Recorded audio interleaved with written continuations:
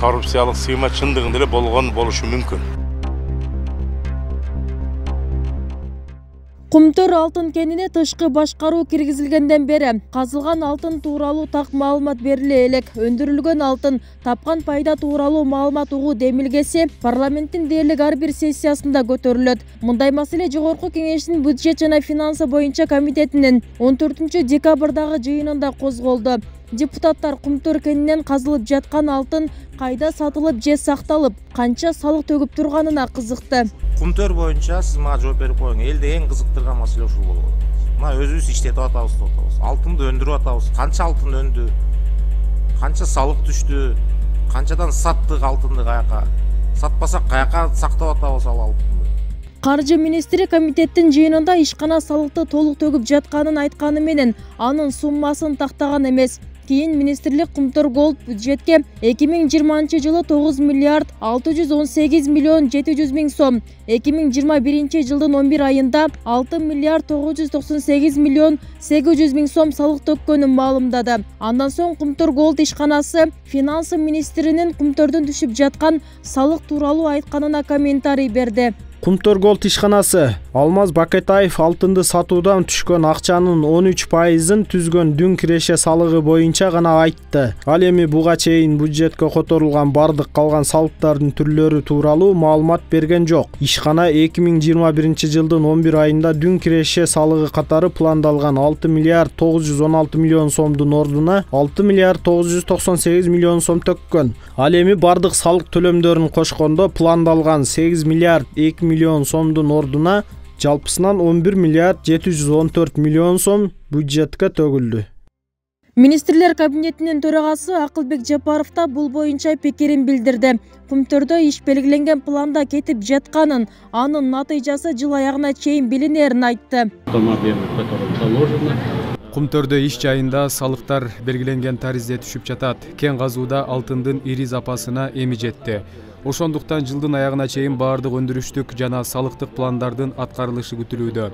Мындан тышкары Кумтөр Голд компания геологиялык чалгындоо салыгын төлөй баштады. Буга чейин андай болгон эмес. Президент Центерра Голдтун жетекчилиги менен сүйлөшүүлөрдү аягына чыгарууну тапшырды.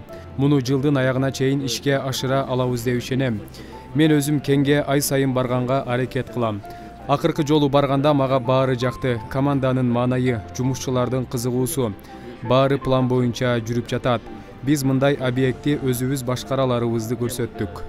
Кумтөр иши азыркы бийлик президент Садыр Жапаров үчүн маанилүү маселелердин бири экени белгилүү.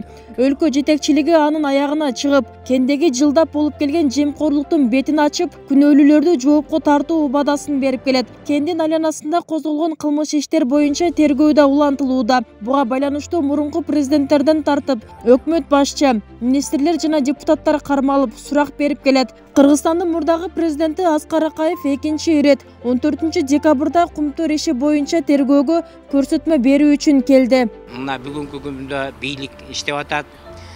Мунун башында эң негизги башында контролдун жетекчилиги болуп ошо теги президент өзү турат.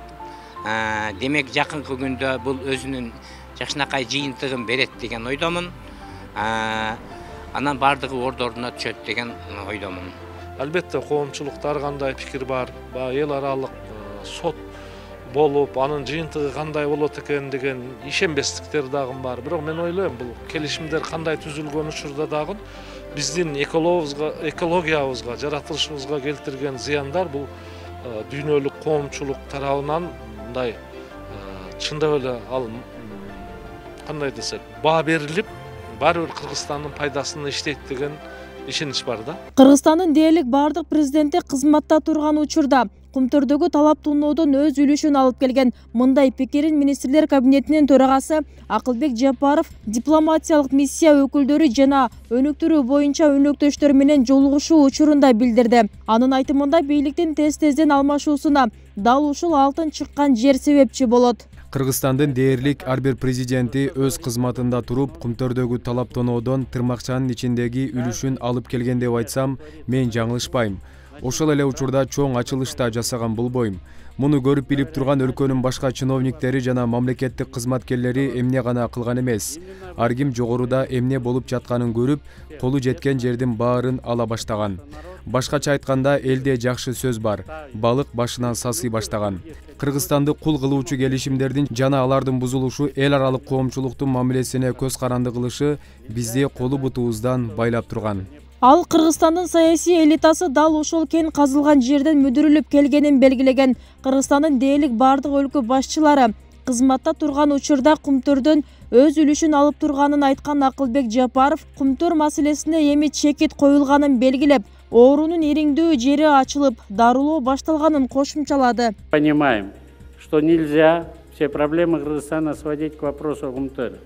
Ооба, Кыргызстандын бардык көйгөйлөрүн Кумтөр маселесине байлоо мүмкүн эмес экенин жакшы түшүнөбүз. Бирок бул оорунун чордону болгон. Калганынын баары билим берүүгө, салык салууга, бажыга, медицинага, энергетика таасирин тийгизген метастаз болчу. Бул метастазды биз тазалай баштадык. Мы начали устранять.